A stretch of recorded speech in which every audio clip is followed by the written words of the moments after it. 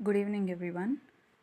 So, as I already started about biostatistics, introduction, and even its functions, significance, and even limitations of biostatistics, today I'll continue with the topics. First, we'll see about data. So, definitely, data is nothing but these are building blocks, or you can say they refer to individual values of statistics which are either presented, measured, or even observed. So this data is nothing but it's a basic building block of statistics. Coming to population versus sample, population is nothing but so it consists of individuals, objects, events, observations, or any other grouping. It is called as population. So data can be derived both from population or even from a sample. So a sample is a part of population where population is it is the universe of units or values being which are being studied. It may be individuals, it may be objects, it may be events, it may be observations, or it may be any other grouping. And sample is a part of population, and we can say different types of samples also. Next, coming to distribution of data. So a distribution is nothing but it is complete summary of frequencies of a series of data. So there are different types of distributions: binomial distribution, uniform distribution, skewed distribution, normal distribution, log normal distribution, and even Poisson distribution. First we will see about binomial distribution. See, binomial distribution, binomial, the term itself indicates it consists of two terms. So binomial distribution is a discrete distribution. Say here discrete distribution in the sense discrete means separate. Here whatever observation you are going to do, that is completely independent, or you can say it is separate. So this binomial distribution, as I said, binomial in the sense it means two terms, or it is going to represent only two outcomes. That is either success or failure. If I say toss, so if you're going to toss a coin, only two probabilities are there. Either you're going to get head or either you're going to get tail. So other than these two, you're not going to get the probability of getting other thing is not at all possible. Such kind of distribution is called as binomial distribution. So when you're going to do a survey and that survey is going to repeat it several times, only two outcomes are possible, either success or failure. See how many times you are going to toss. So assume tossing is an experiment. Tossing of coin is an experiment. Even though how many number of times you are going to toss the coin, only two outcomes are possible. That is getting either head or tail. So when you are doing any work, how many times you are going to do the work also, only two outcomes are possible. That is either success or failure. So it is going to binomial distribution is going to represent only one of the two outcomes in an experiment or in a survey that is repeated several times, but only two outcomes are possible. So this is a binomial distribution is the discrete data, nothing but each time the observation is separate and individual. See here discrete in the sense occurrence of one event. See if you toss this time, if you're going to getting head, so next time it doesn't mean if you're getting head this time you're not going to get tail the next time. Nothing but getting head when you toss the coin in the first trial is not going to affect the getting tail in the second trial. So occurrence of one event is not going to get affected the probability that a second event will occur. So these events are going to occur independently. So this is called as binomial distribution. So coming to uniform distribution, it is also called as rectangular distribution. You can see the figure. So the distribution is going to be like a rectangle. So here the distribution, in this kind of distribution, all the events are going to occur with equal frequency. So nothing but when you are going to toss a coin, so equal frequency in the sense if you are going to get two times head, then at the same time you are going to get two times tail also. So it is a distribution in which all the events are going to occur with equal frequency, that is uniform distribution. Next it comes to skewed distribution. So skewed distribution, it is nothing but it is asymmetric. You're going to see some changes in the graph. See there are two types of skewing, that is negatively skewed or positively skewed.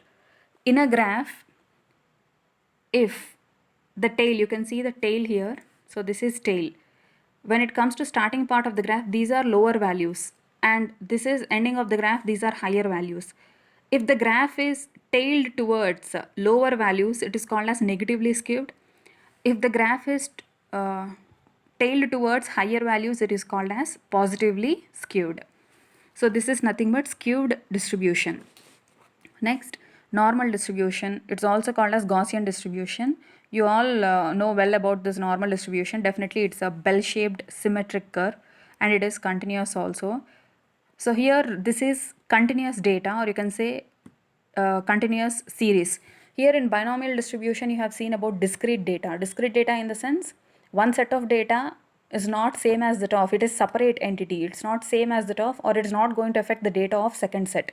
Whereas in case of normal distribution, it's a continuous event, which means the occurrence of one event is going to affect the probability of the second event. So this is a normal distribution. Next, we also know the log normal distribution. See, in case of log normal distribution, whatever the skewed distribution can be converted to normal distribution by using log normal distribution. I'll say how.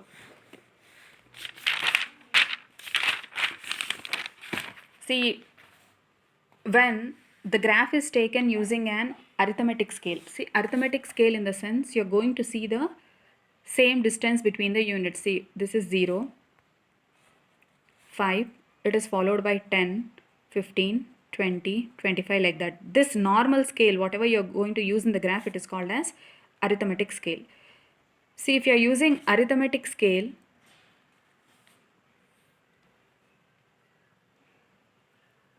you're going to see skewed distribution.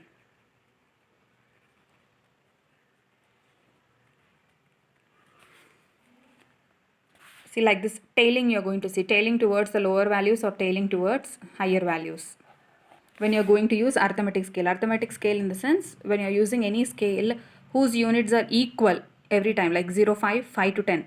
See, the difference between 0 to 5 is 5, and even the difference between 5 to 10 is also 5. And even difference between 10 to 15 is also 5. This kind of scale is called as arithmetic scale. And when you're using arithmetic scale, you're going to get skewed distribution. When you're using a log of these values, you're going to get log of these values, you're going to get normal distribution curve. That's what I told. This log distribution curve helps in converting skewed distribution to normal distribution. Instead of using arithmetic scale, you're using a log scale here. So when you're using log scale, the skewed distribution can be converted to normal distribution. So this is about log normal distribution curve, which helps in converting skewed distribution to log normal distribution. So next one is Poisson's distribution.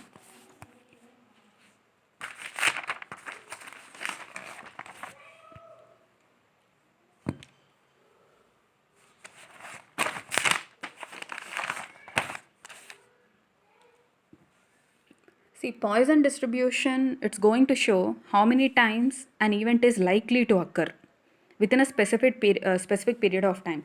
So within specific period of time, how many times the event is going to likely to occur, it is called as Poisson distribution, and definitely it is used for independent events which occurs at a constant rate within given interval of time. So Poisson distribution is almost similar to that of like binomial distribution. So it is used to describe the occurrence of rare events in a large population. How many times they are going to likely to occur within a specified period. So you can see here number of occurrences, which represents k, number of occurrences and their probability. Probability of k, number of occurrences k and probability of k, and here you can see it is positively skewed because tailing is towards higher values. So these are different types of distribution: binomial distribution, uniform distribution, where all the events are going to occur with equal frequencies, skewed distribution, normal distribution, and even log normal distribution and Poisson distribution. So after completion of different types of distribution, so now I'll discuss about statistical measures. So coming about how to measure statistics. So first one comes, that is measures of central tendency or average, and next is measures of spread or dispersion. So first we'll see about measure of central tendency. Central tendency, it's nothing but it's a synonym of average. So as we know, average is nothing but it is going to it is the center of distribution data, you can say, or it is going to represent the entire group. So average is nothing but it's a value which is going to represent the entire group. Coming to objectives of average, so it helps in representation of data. As I told you, it's going to represent the entire data. So the single value is going to represent whole series. And description of basic features. So it's average or central tendency, you can say it's going to describe the characteristics of entire group, and it helps in comparison of data in the group, within the group, or it helps in comparison of data between the groups also. So these are objectives of average.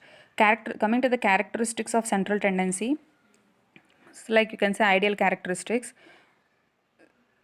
So it should be, the average should be properly defined, and the average should not be biased based on one's own like interests, or you can say characteristics. So it should have an easy access for computation, so it should be easily computed. The average should be readily understandable. It should be, the average should be based on each and every item of the series. It should not be affected by extreme values. The average should be least affected by fluctuations of sampling. So it should not be affected by fluctuations. It can be easily further subjected to mathematical calculations also. So these are few ideal characteristics of central tendency, or you can say average, and we have seen even objectives of average also. And coming to types of average or central tendency, you have two types: mathematical average and even positional average. So mathematical average, you're going to express it as mean, that is arithmetic mean, geometric mean, and even harmonic mean. And coming to positional average, you're going to express it as mean, median, and mode, or you can say quartile. So coming to measures of central tendency, first we are going to see about mean. So there are different types of mean, that is arithmetic mean. Arithmetic mean again, simple arithmetic mean and even weighted arithmetic mean you're going to see. So first arithmetic mean. So coming to arithmetic mean, you all know, so what is arithmetic mean? It is nothing but a simple average. You're going to do sum of all the values divided by total number of values, which will give you arithmetic mean. See, these are total number of values, whatever the data you got, 1, 2, 3, 4.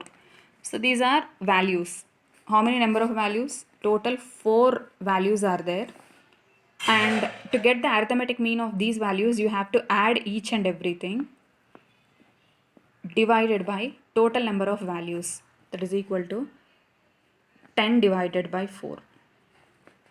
So you're going to get 2.5. So this value is called as arithmetic mean.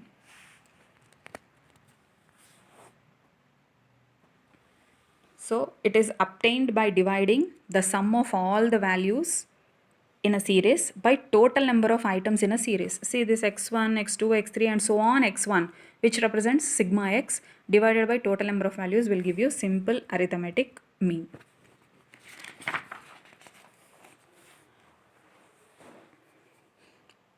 So as we have already seen the types of arithmetic mean, simple arithmetic mean and weighted arithmetic mean. First we'll see about calculation of simple arithmetic mean. So here simple arithmetic mean for ungrouped data and simple arithmetic mean, determination of arithmetic mean for grouped data. So first we will see what is grouped data and ungrouped data. So grouped data is nothing but here the data is not grouped. It is just raw, nothing but it is not sorted into categories. I'll say, see here it is like series of numbers 1, 2, 5, 6, 2, 5, 8, 6. So these are different numbers. Now I'm going to say these are ungrouped. So if I want to group them, I can do like this, or I can classify them. How many number of ones are there? Only 1. How many number of 2s are there? 2. How many number of 5s are there? 2. How many number of, see, 1 is only 1. 2s are 2. How many number of 5s? 5s are also 2. Whereas number of 6 are also 2. And number of 8 is 1. So this is nothing but grouped data. Whereas this one is called as ungrouped, or you can say raw data, which is not at all classified, or you can say which is not at all categorized. Grouped data in the sense, you're going to say when if there is anything repeated, so you're going to categorize that under one data or one group of data or one set of data, you can say. So first we'll see about arithmetic mean of ungrouped data or raw data. See, there is a direct method. Already we know that sum of all the values divided by total number of values, that is sigma x by sigma x, that is sum of all the values divided by total number of values, that is direct method. Now I'll tell about shortcut method, which is used to determine simple arithmetic mean from ungrouped data. See, I can explain you with an example how to get this. See, this is this one. See, this is data whatever you got, like you can see 219, 223, 226, 228, 231, 234 and so on till 262. Now based on these values, you have to assume, you are not going to calculate mean, you are going to assume one mean, because all the values are likely close to each other. I am going to assume one mean as 240. Okay, so now what I have to do, this is assumed mean. Now I have to see what are the deviations of individual values from assumed mean. Assume,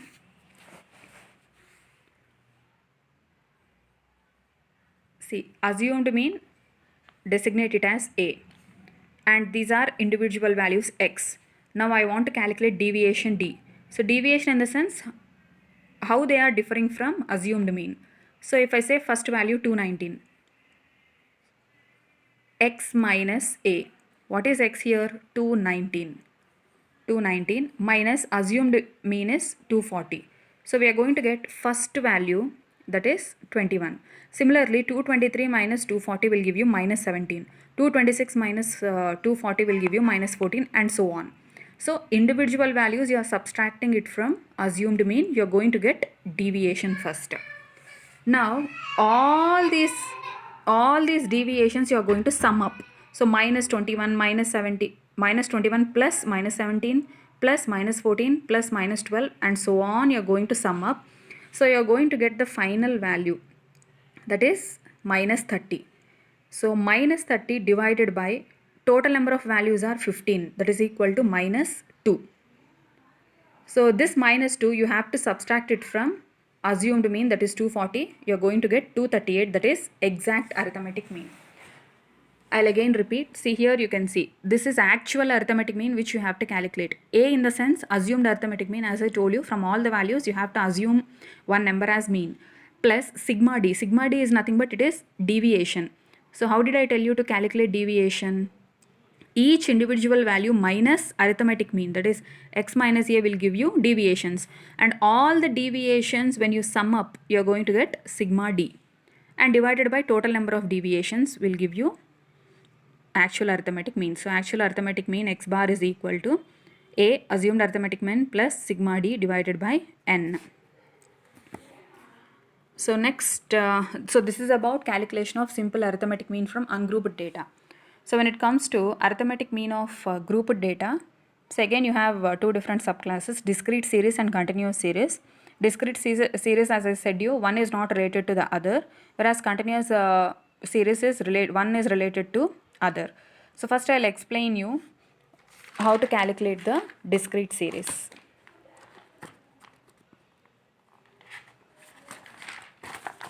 See here, discrete series. So these are the data.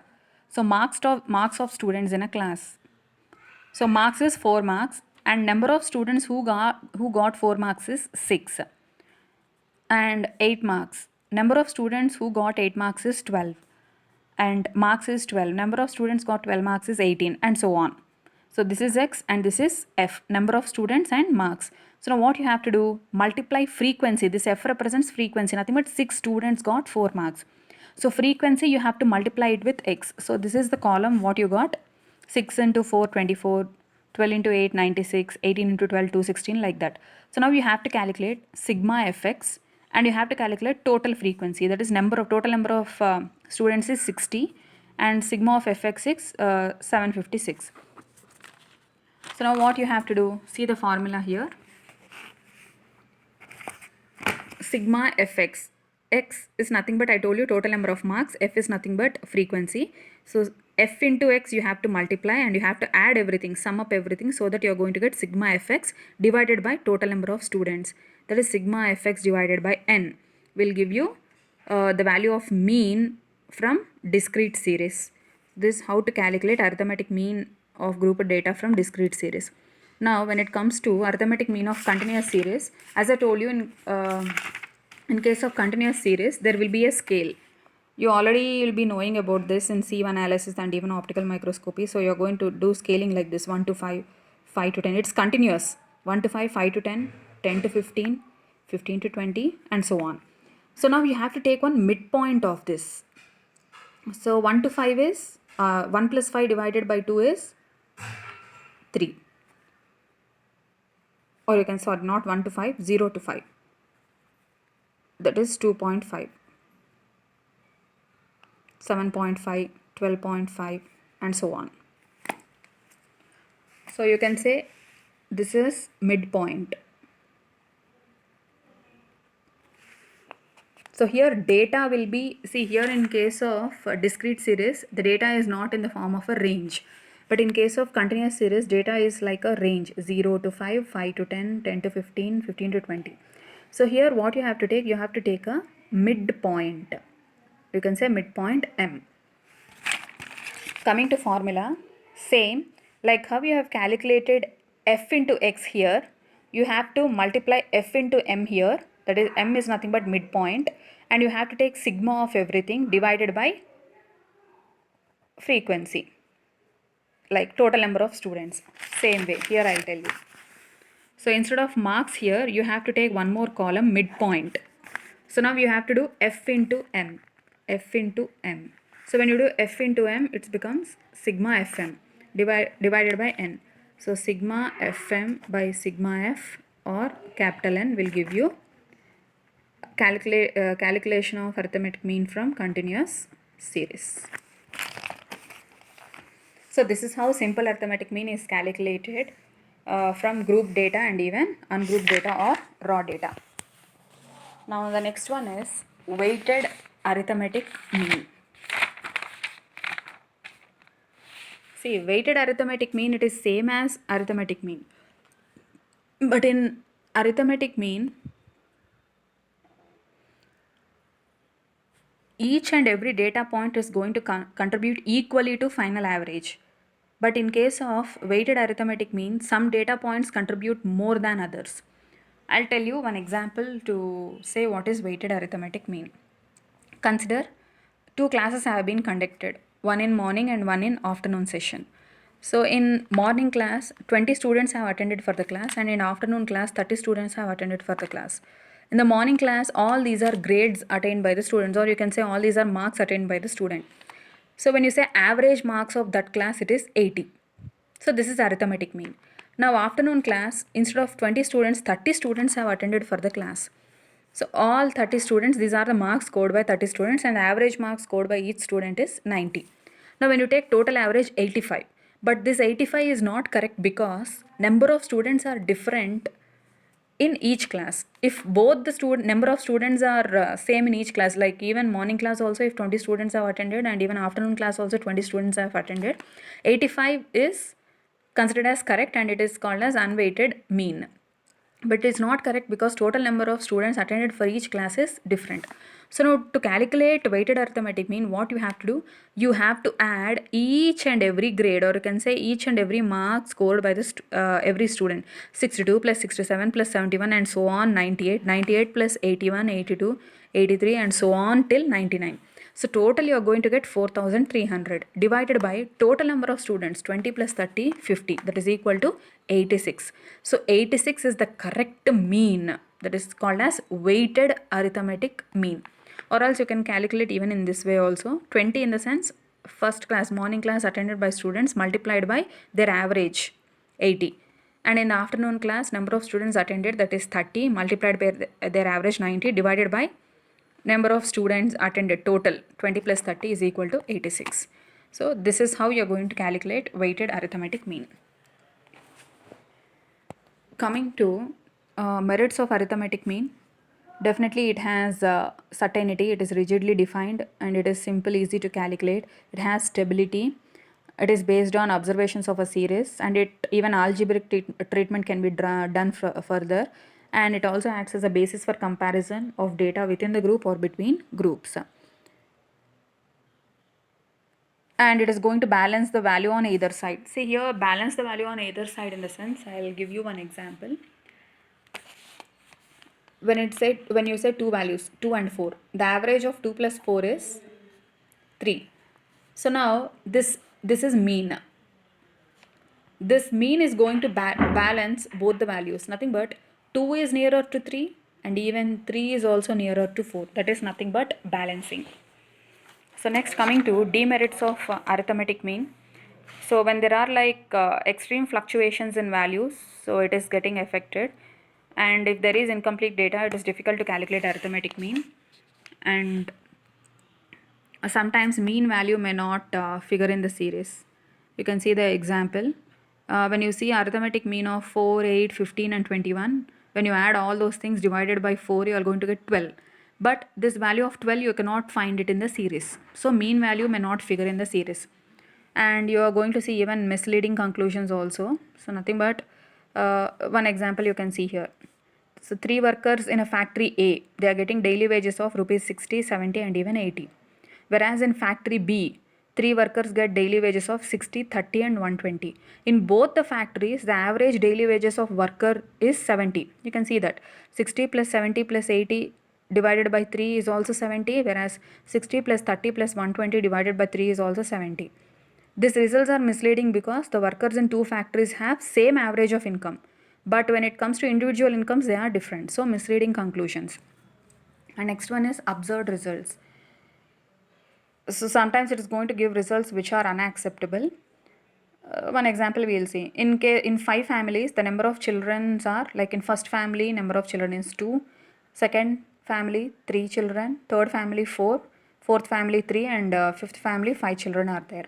On an average, it is 3.4. Is it possible to mention children in terms of fractions? It is not at all possible. So now when it comes to average, it is 3.4 children, which is absurd because children cannot be divided into fractions. And it cannot be used for, arithmetic mean cannot be used for smaller number of classes, and it cannot be used for qualitative characteristics. Qualitative in the sense like color of flower, sweetness of orange, it cannot be described by arithmetic mean. So this is about arithmetic mean. Next about combined arithmetic mean. See, combined arithmetic mean in the sense when you are going for two different like datas or datas obtained from two different groups, like first group and second group, how to combine them. So this, in this way you are going to combine. See, whereas x1, x bar double bar represents combined arithmetic mean, whereas x1 represents arithmetic mean of first distribution, x2 represents arithmetic mean of second distribution. As I told you, two different datas or two different groups. N1 represents number of items of first distribution and N2 represents number of items in second distribution. So the formula is x1 n1 plus x2 n2 by n1 into n2. This is about combined arithmetic mean for two different groups. Next is geometric mean. So coming to geometric mean, so it is a set of data or for n number of observations, or you can say nth root of product of different values. These are product, or you can say different data points. You can say x1 is one data point, x2 is one value, x3 is one value, or and so on, xn. All these are multiplied. Product of this with nth root. N represents number of values. It's going to give you geometric mean, or you can say x1 multiplied by x2 multiplied by x3 and so on multiplied by xn whole to the power of 1 by n. You can write it in any other way. In both of this, it's called as geometric mean. So coming to the merits and demerits, so it is based on all observations, and like arithmetic mean, it has a bias for higher values. It's going to show fluctuations for extreme values. Geometric like mean, it's having bias for smaller observations, and it is not affected much by fluctuations. So it is also useful in averaging percentage rate of increase and decrease between two persons. It can be calculated by using geometric mean. Geometric mean demerits. When it comes to demerits, it cannot be easily understandable or calculated by non-mathematical persons, definitely. So if any observation like x1 and x2, if one of the observation is 0, then definitely the entire product will become 0, which is not at all possible. So these are few demerits of geometric mean. Next, coming to harmonic mean. So it is nothing but reciprocal of arithmetic mean of given observations. Harmonic mean, again we are going to see for ungrouped data and even grouped data. See, if the values are like x1, x2, x3 and so on, xn, it is like given set of observations. Then harmonic mean is calculated in this way. N represents number of observations divided by sigma of 1 by x.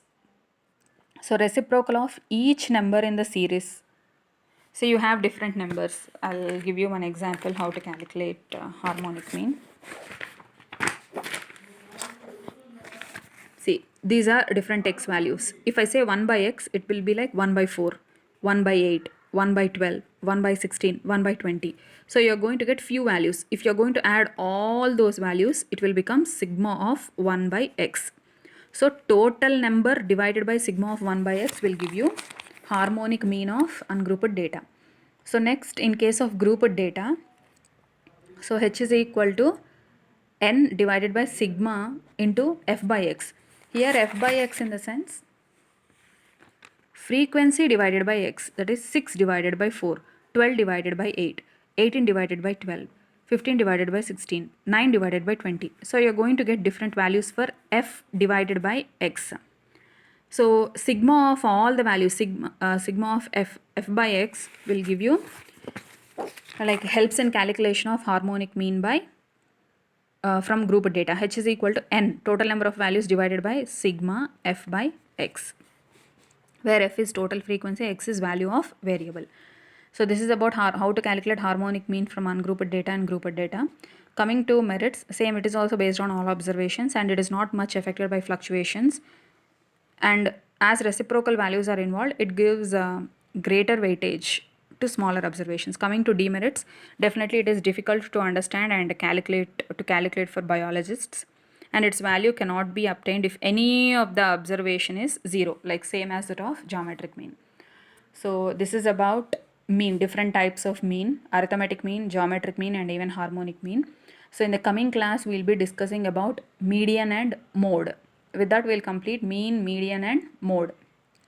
Thank you.